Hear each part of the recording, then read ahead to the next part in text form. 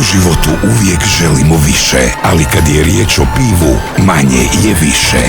Beck, napravljen od samo 4 sastojka. Beck ist Bier.